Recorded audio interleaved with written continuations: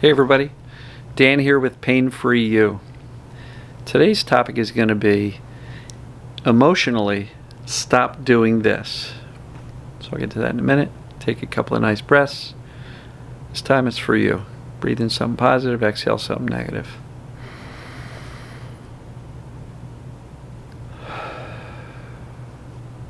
Be sure to relax your body. So that you can breathe, because if you're tense and tight, it doesn't work.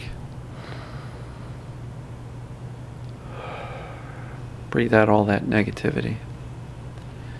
So, as it relates to emotions, stop doing this. And what I mean by that is stop making believe you're doing better than you really are. All right? Stop making believe that you're doing better than you really are. And so what do I mean by that? I was talking to a buddy of mine today, and he's struggling with a number of things, professionally, career-wise, his place in life. He's 52 or 53, I think he said. And I'm not going to get into too many details, but, he was really bothered by some things that were going on professionally. And I told him, I said, dude, stop making believe you're doing better than you really are. And he was like, whoa, profound, right? And as I think about it in regards to TMS, that's basically us resisting feeling certain emotions because we don't like them, or we believe they're dangerous. Or if I feel these emotions, then I have to admit certain things about myself. And I'll be honest with you, so many of us do it. When you see people, hey, how you doing? Oh, I'm doing good. Doing really good. Are you? It's a good question to ask yourself. How am I really doing? Emotionally. Right? Physically, we know. We've all got the TMS, the mind-body, perceived danger pains. So we know physically we're struggling a bit, trying to teach the brain that we're safe so the brain can dial down these symptoms. But how are you doing emotionally? And maybe let's shift this a little bit from how are you doing emotionally about the symptoms and about your current lot in life because of the symptoms. But instead, how are you really doing in other aspects of your life? Right? Give yourself the opportunity and permission to experience those emotions. And I know they're the tough ones. Because if you're really not happy with certain aspects of your life, those emotions are very dangerous to feel, because if we actually acknowledge that, then we got to realize, like, holy crap, I'm not happy where I am in life. Does that mean I need to make a change in my life? And that change could be any number of things, with a partner, a spouse, with a friend who's not treating you like a friend, they're treating you less than ideal, with a profession, with a job, a boss, with yourself. Stop making believe you're doing better than you really are. And when it comes to doing this emotional work and feeling your emotions, yes, I do say feel your right now emotions. That doesn't mean allow yourself to get in the car and feel pissed off about the lady who cut you off on the shopping line. That's fine.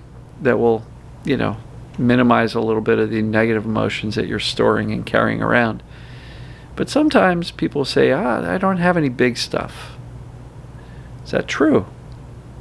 Because sometimes the big stuff is the stuff we want to avoid at all costs, because when we allow ourselves to feel the big stuff, we're sometimes faced with, holy crap,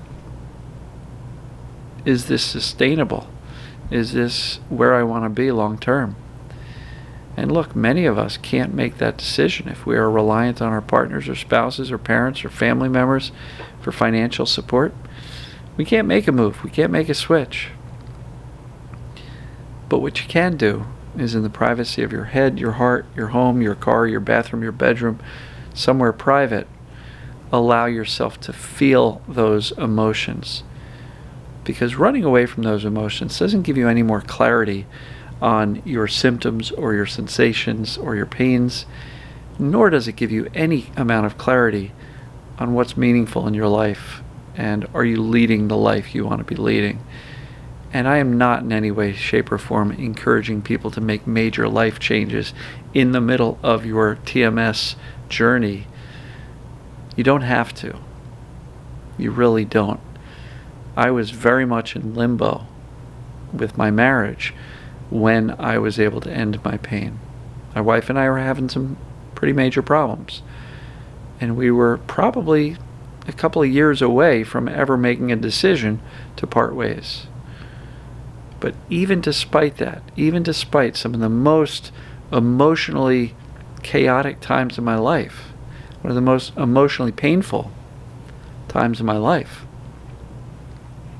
I was still able to teach my brain to let the pain go. Because I finally started getting real with the emotions. Started allowing myself to feel what I was truly feeling. So that's what I'm going to really encourage you to do. If you're not sure how to start, take out a pen and paper, and at the top of the page write, if I were being brutally honest, how do I really feel? About myself, about my life, about the people in my life. At minimum, it's going to release some of that emotional energy that may very well be part of why you're in the situation you are with your symptoms or sensations. It may also give you some clarity on what do you want to be when you grow up? Who do you want to be when you grow up? How do you want to show up in the world? Who do you want to spend your time with?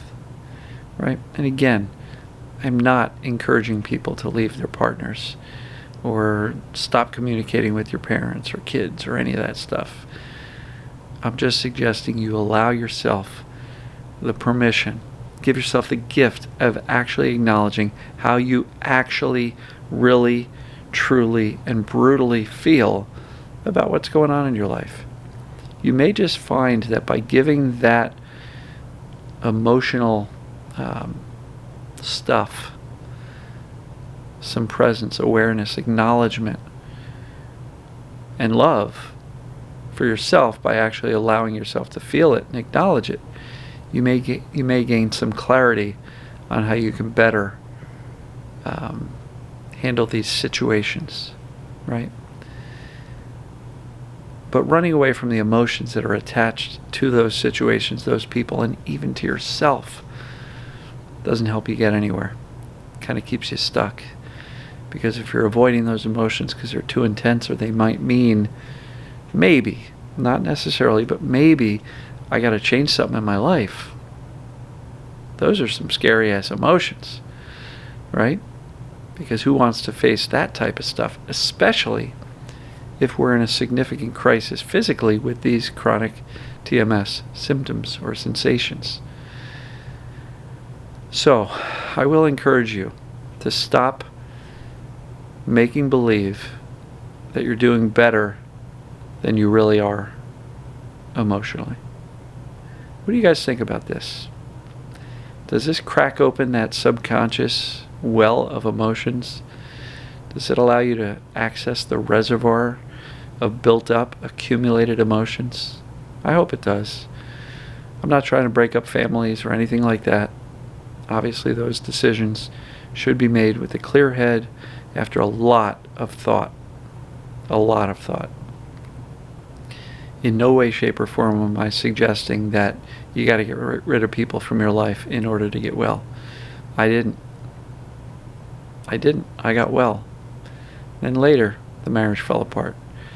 But I didn't get well because I ended my marriage. So please don't interpret this the wrong way.